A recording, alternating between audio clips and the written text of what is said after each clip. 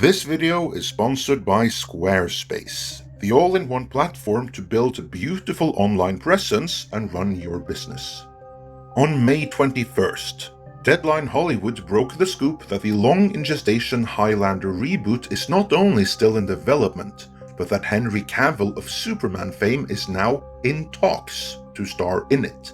More often than not, headlines like these tends to mean it's pretty much a done deal with mere formalities remaining. But the Highlander franchise has always been a troubled one, and the reboot has been in some stage of development hell for more than a decade at this point. Will the casting of Henry Cavill provide the momentum it needs to finally get off the ground? And if so, what does Cavill taking on yet another franchise in addition to The Witcher mean for his future as Superman? We are about to explore just that, for in this video, we will take a look back at the past Highlander installments and the issues that plagued them, Henry Cavill and the Superman situation with DC and Warnermedia, and finally, if this goes through, whether or not Henry Cavill will be able to balance both franchises, or if there indeed can only be one.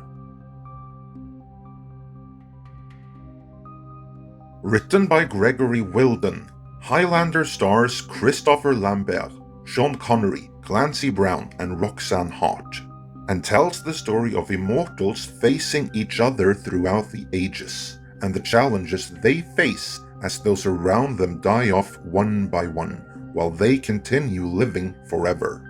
Director Russell Mulcahy put his skills from music videos to good use by incorporating the music of Queen, and by using clever edits and framing to transition between the modern-day story and flashbacks, detailing the tragic journey of Connor MacLeod, a Scottish Highlander who has to come to terms with being an immortal.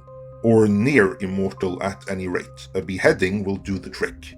And his recurring fights with other immortals as the centuries go by.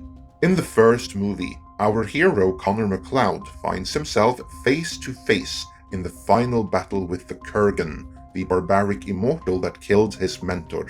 The movie is a cult classic, but behind the scenes, it would start a long and proud tradition of Highlander production trouble. Both the cast and crew would later say that despite the grand locations, or maybe because of them, the producers were constantly doing things on the cheap. This included not feeding the crew, which prompted Sean Connery himself to step in and address the matter. Shooting on location in constant rain made for very uncomfortable working days. Low morale ensued, to the point where many of the cast and crew were drunk by lunchtime nearly every day as the shoot went on. In Scotland, things got so bad that the extras burned the then Prime Minister Margaret Thatcher in effigy in protest of the main crew, mostly from London. To top it all off, the movie underperformed big time upon release, grossing only $13 million against a budget of $19 million. Normally, that would end the franchise right there, but this was 1986, and in the middle of the VHS revolution, meaning there now existed a secondary market, and that's where Highlander would become incredibly successful both on VHS and on cable. A few years later, the powers that be were convinced. Sufficient demand for a sequel had been created that one could be greenlit. Alas, a third-party financier demanded some changes to the script, which they felt would ensure the movie would be a bigger crowd pleaser, and therefore all the more profitable. And so it came to pass that Highlander 2, The Quickening, ended up being set 40 years in the future, brought back characters that indisputably had died in the first movie, and on top of that, it established the Immortals as aliens. You serious? Today, Highlander 2 is remembered as one of the worst movies of all time, and upon release, it underperformed. Enough that a big screen sequel wasn't deemed feasible at the time. It did, however, perform just well enough that the producers decided more money could be mined on the small screen. The series would follow another member of Connor's clan, namely Duncan MacLeod, portrayed by Adrian Paul. While only a modest success in the bigger scheme of things, the series was successful relative to its budget, a hit internationally, and it garnered a very loyal female following.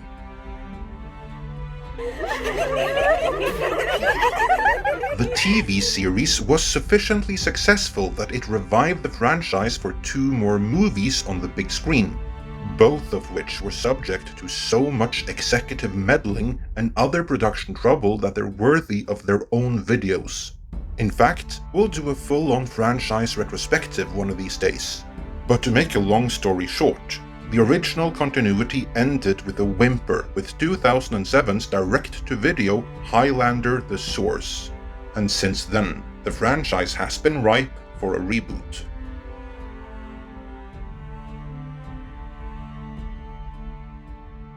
In 2008, the Highlander movie rights changed hands to Lionsgate, and their intention was clear: to start over and effectively remake the original movie, severing all ties to what came before, except the production trouble. Oh, they kept that.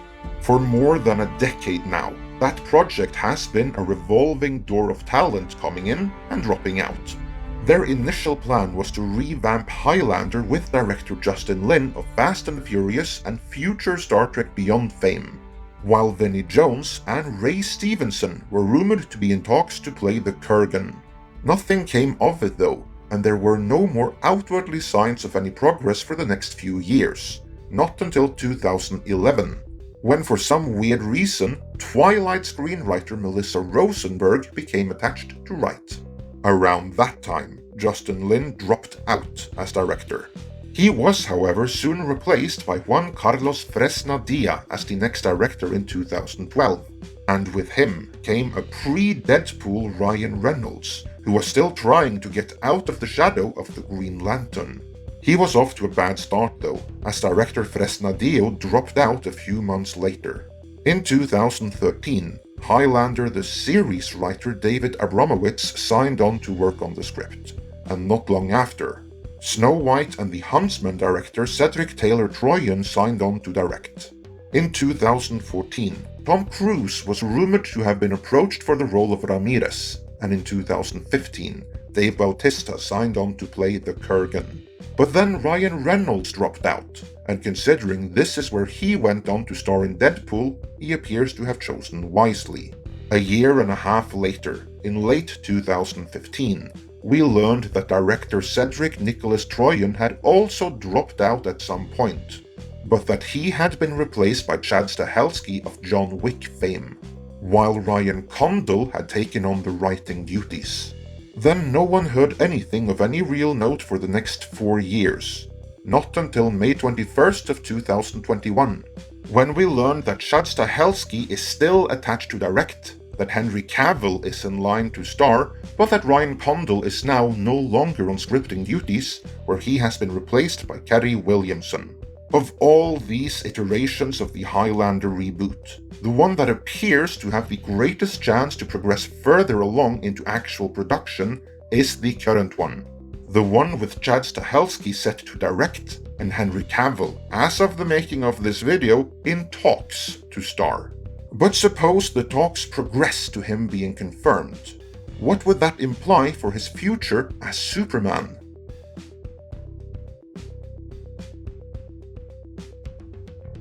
Even though many have issues with Man of Steel, Henry Cavill is a fan-favorite Superman. Challenge is, the powers that be at WarnerMedia don't really get Superman. They were the ones that demanded he be more like Batman in Man of Steel, and when that didn't work, they demanded director Zack Snyder scrap his plans for Man of Steel 2 and bring Batman into the fray for Batman v Superman.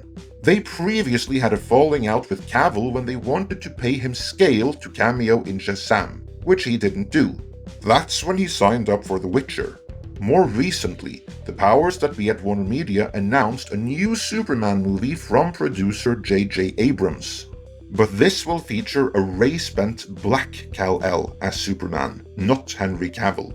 At this point, Henry Cavill stopped following WarnerMedia in his social media, and as the world just learned, he is now in talks for the Highlander. Considering that he already has expressed his excitement for the movie in social media, those talks are likely very advanced. So, is he done as Superman? Can there be only one? Well, not necessarily. Our good friends over at Geekosity magazine maintains that Cavill is still Superman even after taking on the Highlander role. They make a good point in that J.J. Abrams' new Black Superman is supposed to be an Elseworlds Superman. Henry Cavill's Superman could very well still be required to go up against Black Adam in the Earth 1 continuity. Beyond his rumored appearance in that, we don't know if WarnerMedia have any solid plans for Cavill's Superman going forward. So it's not like he had any prior Superman engagement that is getting booted out of his schedule because of the Highlander. On the contrary, if the powers that be at WarnerMedia were to decide that they might need Cavill's Superman after all, they would simply have to schedule it, same as they would have to with any other in-demand actor. And I would certainly hope that WarnerMedia decides to use Cavill's Superman again, many times over. They have made it clear that they want to move away from the Snyderverse, except for Jason Momoa, Gal Gadot, and some key cast members of the Suicide Squad. They can stay. But there is audience demand for Henry Cavill, something there by all accounts isn't for their Elseworld Superman. Even Scott Mendelson thinks that movie will fail. If WarnerMedia don't see this, they simply don't understand the market in which they operate. If they don't understand that, they won't be able to monetize their target audience, which is equally important in any company, big or small. Anyone starting out in any kind of enterprise, or who have started but are kind of stuck, needs to build an audience, a customer base, a community, to move on to the next level. Someone who can help out in doing that is Squarespace, the sponsors of this video. Whether you are looking to create a website, an online store, or even a blog with commentary features that supports threaded replies, Squarespace has you covered and will provide a venue and marketing tools that enables you to build and interact with your audience within your chosen field. I emphasize chosen field because Squarespace is endlessly customizable to fit your particular field. Depending on your brand, interest, or enterprise, Squarespace provides numerous templates that can be tailored to fit your needs, allowing you to create the perfect online venue to build and cater your audience, and put yourself and your offering out there. So head on over to squarespace.com for a free trial and to start building the online presence and marketplace you want.